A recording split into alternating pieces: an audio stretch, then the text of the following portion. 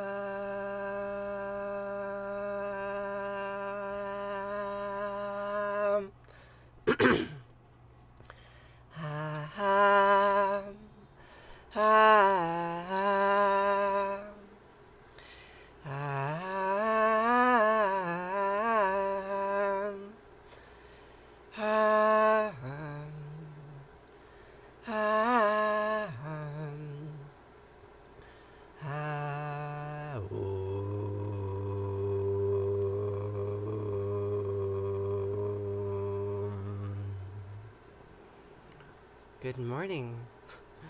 Hi, who's here? The numbers keep going up, but no one says anything. What gives? What's up? Hello. Good morning, cat. Good morning. Good morning, all my friends. How are you doing? Today is a day, like other days before it, and like other days after it. And because of its banality, we will say the same words that we say every day. It's a long time since I've seen you. 22 is mine. How are you doing? What brings you here on this particular morning, of all mornings? It's snowing outside. Thank you. I appreciate that. So we're going to say the Shema, which is an old prayer from the book of Deuteronomy, and we'll follow it up by the Vahafta. And then we will read from this story of Era and Isham. And then we'll say Arati, and then we will say Kaddish. Did you know that I am actually poor and confused? It's true. Do you have some money for me? You can make a gift. Just tap the screen and send me some roses. Then I will still be confused, but I will be less poor. It'll be good. Or you can check out the link in my bio. Join my Patreon. So, we'll read from the story of Era and Isham, and then we'll say Arati and Kaddish, and conclude the day. Would you like to begin? I would like to begin.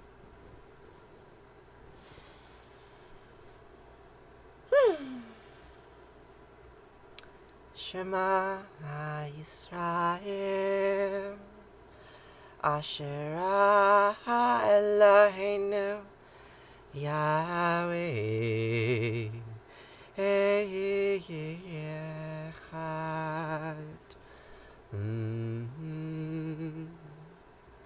Vahafta et Anat Elohecha ובכל לבבך ובכל נפשך ובכל מאודך והיו הדברים האלה אשר אנוכי מצווך היום על לבביך ושיננתם לבניך ודיברת בם בשבתך בביתך ולכתך ובדרך ובשכבך ובקומך וקשרתם לאוהות על ידיך וחיו לטוטפות בין עיניך וכתבתכם על מזוזות ביתך ובשעריך וחיה כי הביאך אלוהיך אל הארץ אשר נשבע לאבותיך, לאברהם ליצחק וליעקב, לתת לך ערים גדולות וטובות אשר לא בנית, ובתים מלאים כל טובה אשר לא מילאת, ורות עצבים אשר לא עשת, וכרמים וזיתים אשר לא נטעת, והלכת ושבעת, הישמר לך פן תשכח את יהוה אשר תישך מארץ מצרים מבית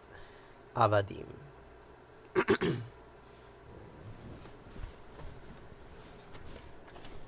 What does it mean?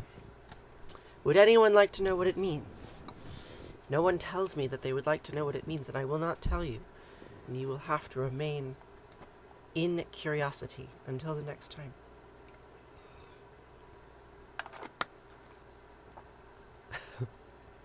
I would. Tell me. Thank you, Cami. So, the prayer goes, the Deuteronomists wrote in their exile in Babylon, Shema Yisrael, Yahweh Eloheinu, Yahweh Echad. Listen, Israel, Yahweh Eloheinu, Yahweh Echad are one. Listen, these gods that you think are several gods from different locales, they're actually the same God. They are fused together. What do you do with that? What do you do with this statement of monotheism? How does that impact your life? Well, Vahafta. You shall love Yahweh Eloheinu with all your heart and all your soul and all your might. And these words that I am repeating to you today, teach them to your children and recite them when you wake up and when you go to bed and when you are traveling and when you are at home. And you shall bind them as a symbol on your hand and let them serve as a sign on your forehead and inscribe them on the doorposts of your houses and on your gates. And here's the critical part that is often removed from the liturgy. When Yahweh Eloheinu brings you into land that he swore to your fathers, Abraham, Isaac, and Jacob, to assign to you, great and flourishing cities that you did not build, houses full of all good things that you did not fill, hewn cisterns that you did not hew, vineyards and olive groves that you did not plant, and you eat your fill. Take heed that you do not forget Yahweh, who freed you from the land of Egypt, the house of bondage. Yahweh took you out of bondage, like some kinky sex cult. Good morning. Posterior bits. Gluteus maximus granules. Good old Yahweh. How are you doing today, Sarah?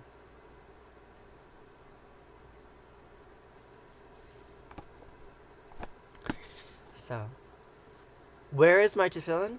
My tefillin is over there, next to the large amethyst crystal, because I don't know how to wear it, or like it gives me gender dysphoria to wear. I have a tefillin. It was my grandfather's, but the only time I've ever put on tefillin was with men. I haven't worn tefillin as a woman, and I'll figure out how to do it eventually, but I probably have to find some other Jews to help me figure it out. Right, so I have this funny ritual object kept away a little bit until I'm ready for it, and then I'll start wearing it. No complaints today. What could I complain about? It's snowing. We're gonna get like a foot of snow tomorrow or tonight. Might lose power. I really like. I'm not complaining about it. I like the heavy spring snow. I think it's the best kind of snow to get. It's very beautiful, and it's warm out when you get it. Warmer than it's been. I might go for a nice walk. Still snowing. Yeah, we get snow into May, Sarah. I live in the north. Can you imagine it snowing in Arkansas in May? You probably don't get snow ever. I just really like this cat. Okay. So, we're going to read from the story of Era and Isham and see who's going to threaten to destroy the world today. It's going to be Marduk. It's March, yes, and we will get snow in March and in April and likely in May. Because craziness.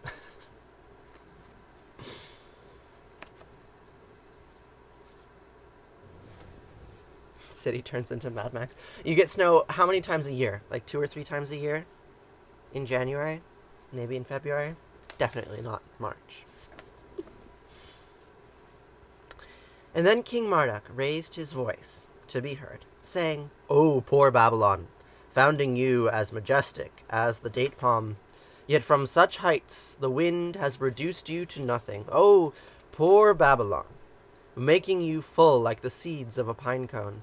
Yet even from such great plenitude there came no harvest. Oh, poor Babylon, like a fruitful orchard when I planted you. Yet from this never came a single piece of fruit I might savor. Oh, poor Babylon, which I myself set around the neck of Anu, and hung about his neck like the El Mesu stone cylinder seal. Oh, poor Babylon, taken into my hands like the tablet of fate. Remember the tablet of fate? The tablet of fate that was Eliel's, and then the Anzu bird stole it? Well, now it's Marduk's.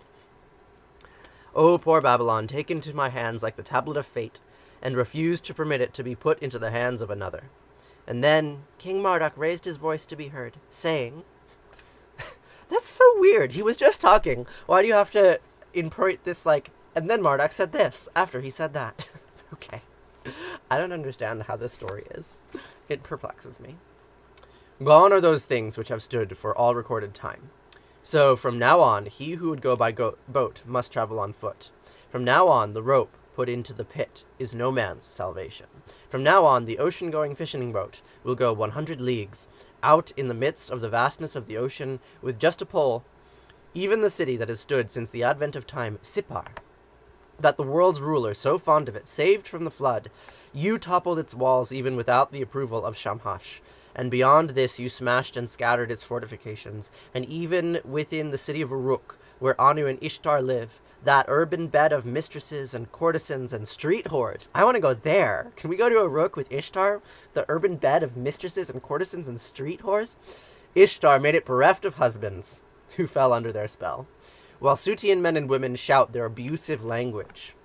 The festive boys and the pageant group bring Eanna to fever pitch, who changed themselves, making their maleness femaleness. Oh! Oh my goodness! What have we here? Let's go back. While Sutian men and women shout their abusive language, the festive boys and the pageant group bring Eanna to fever pitch, who changed themselves, making their maleness femaleness, and so by doing, to persuade Ishtar's people to venerate her. What a great goddess. What a great goddess. And as for the blade holders, the carriers of sharp daggers, who go about with the scalping knife and the sharp flint, who often perform the shameful act that brings Ishtar joy. Oh, wow. This is... Okay, we're talking about castration. And so by doing persuade Ishtar's people to venerate her. And as for the blade holders, the carriers of sharp daggers, who go about with scalping knife and sharp flint, who often perform this shameful act that brings Ishtar joy. Surprise! You appointed an unworthy administrator who abuses them. Rather, he hunted them down and desecrated their rituals. Thus, Ishtar was furious and became spiteful against Uruk. She brought in a foreign army and ruined the countryside, just as mature wheat stalks are flattened by the flood surge, while the lamenting rituals of Parseh's people never stopped, all for the sake of Eugal, who had been ruthlessly violated, as the foreign army you called in simply refused to cease.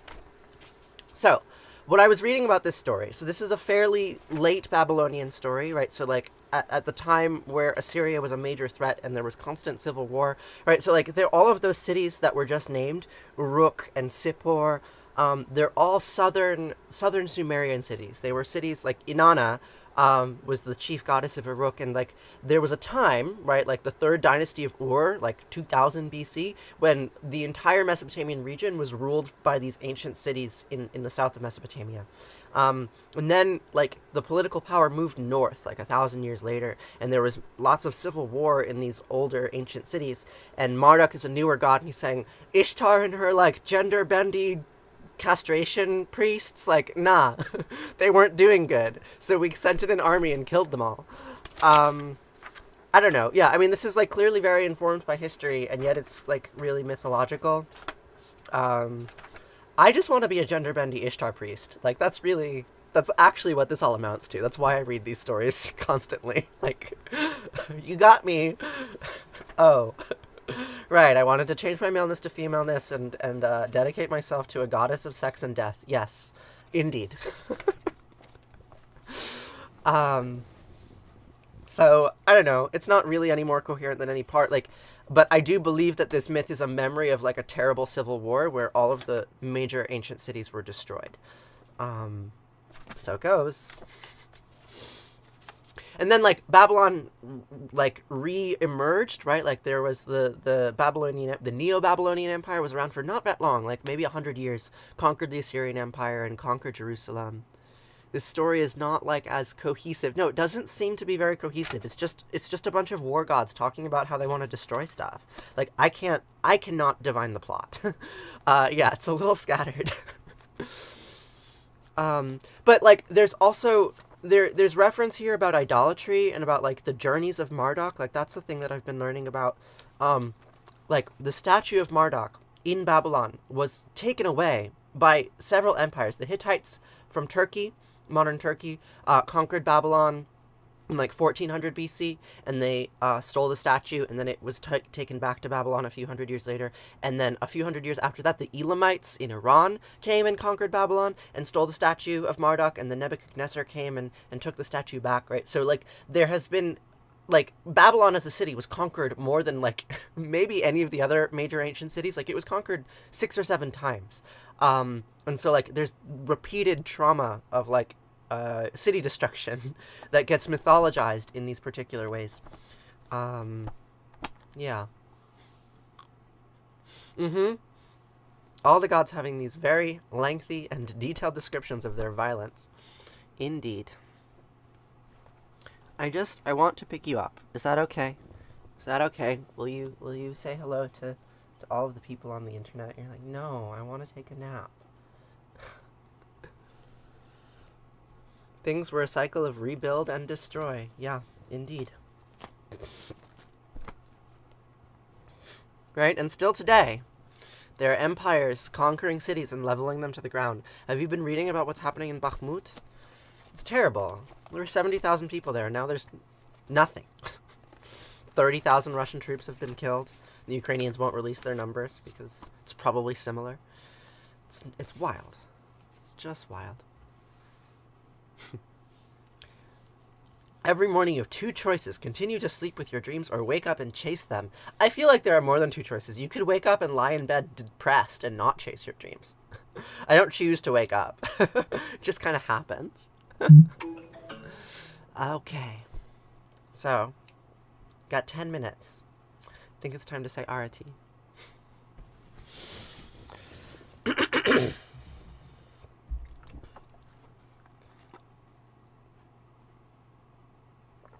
Hello, stranger. It has been too long. Gosh, it's been months.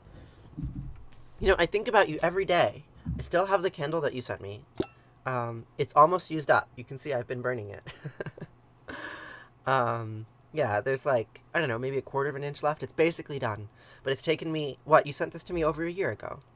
I still have the other one. The other one I haven't even touched. Slow candle burning. How are you? It's so nice to see you.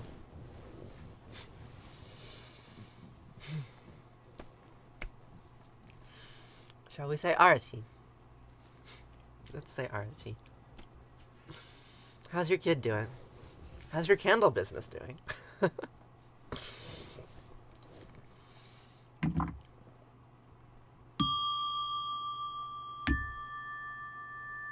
You're visiting your mom in New Jersey.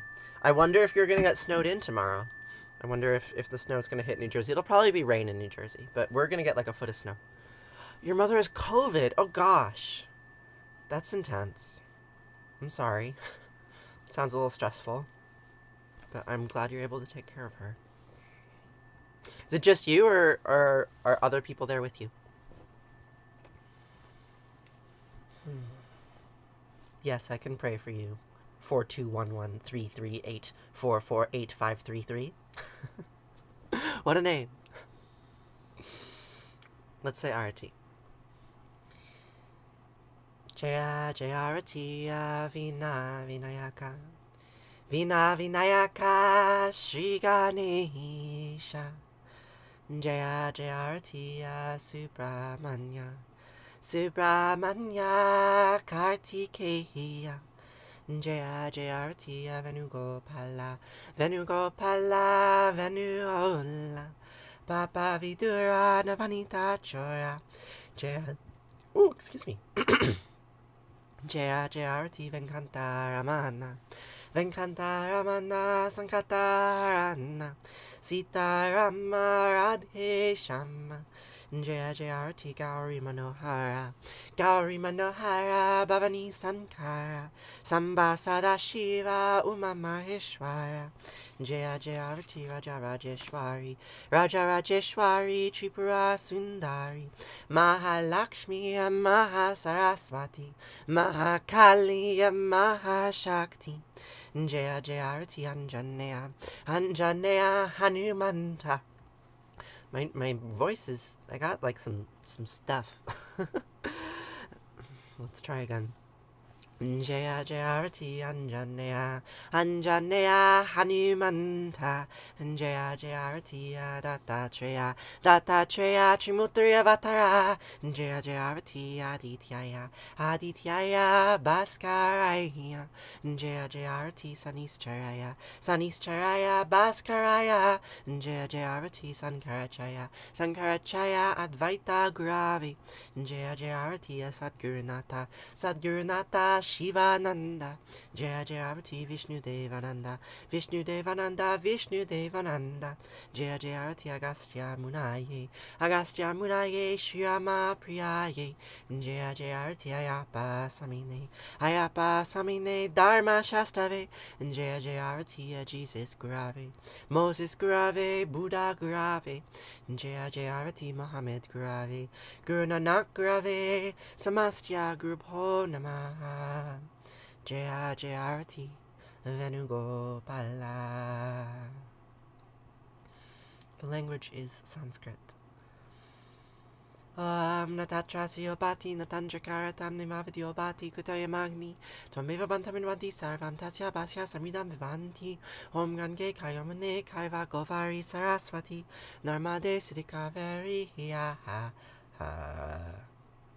Namastitam Namo Namaha Tvameva Mata Chapita Tvameva Tvameva Bandusha Saka Tvameva Vidya Dravinam Tvameva Sarvam Mama Deva Kayena Vacha Manasendriya Urva Buddhyatmanava Prakriti Sabhavad Karomi Adyad Sakalam Prasmahi Narayana Iti Sarmar Payami Sarvajamam Pravichaya Mamikam Safradam Vraja Aham Svasarvapapayo Mokshayami Masucha. Whatever actions I perform with my body, speech, mind, senses, my nature, my intellect, or my emotions, all these I dedicate to you. So the words Jina, that prayer is called Arati. The word Arati means flame. Here we go. Little flame. Here it is. And it's a prayer of praise. Say the names of divinities, old and new, and you. To you. Who am I praying to? Many people, many divinities, right? So we've got Hanuman and Jesus and Buddha and Muhammad and Guru Nanak and Shivananda and Sankaracharya and who else? Gauri and Samba Shiva and Sita and Rama and Mahalakshmi and Mahasaraswati and Mahakali and Mahashakti. So many deities. So many. We say all their names, because when we lump all their names together, we can remind ourselves that they all come from the same root, right? The same cultural heritage. They're all part of the same tree that you and I are both a part of. So that's why we do that. So I have one more prayer to you, to and for you. The mourner's Kaddish, right? So this is a prayer of mourning and grief, a way of reminding ourselves that the suffering that we experience because we live in physical bodies that feel pain I do cover my bases. We say this prayer to remind ourselves that all of that suffering that we experience, we do not have to endure alone, right? That we all experience it, and it's part of what it is to be here together. So we say these words together to process that grief, to acknowledge it, to feel it, and to not be bogged down by it. For the last 2,500 words, 2,500 words? Years, 2,500 years, since the Babylonian exile, at least. Since that time when the city of Babylon that was destroyed many times by the empires of Assyria and Elam, when Babylon destroyed Jerusalem, sent the Jews to exile, and then they came back, and they started saying Kaddish. That might not be true at all. I don't know when they started saying Kaddish. I'd like to know. In any case, for many, many years, my ancestors have been saying these words in response to death. Vid Kadal, Vid Kadash, Shema Rabba. Biama divrachiote viam lich malchute, bachayachon of yomechon of chayede kolbe Israel, bagala visman kari vimru. Amen. Yehe Shema Rabba mivarachli alam almei almaya, yit brach vishtabach vit baar vit ramam vit naseh vit hadar vit hale vit halal Shema de kudesha berichu, leila min kol birchata vishirata tush birchata v'nechemata, diamiran biama vimru. Amen. Yehi Shlama Rabba Min Shemaya V'chaim Aleinu V'chol Yisrael V'imru Amen. Osei Shalom V'imramav Huya Asei Shalom Aleinu V'chol Yisrael V'imru Amen. Osei Shalom V'imramav Huya Asei Shalom Aleinu V'chol Yisrael V'imru V'imru Amen.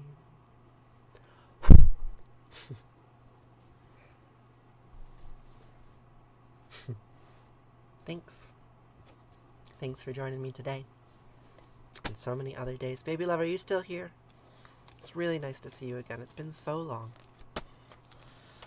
I have to go, but I will be back here tomorrow. And until then, please check out the link in my bio. Join the Discord server. Chat with me. Chat with all of the people there. They're so nice and lovely. There's also a link to my Patreon and other good things. So yeah, check it out.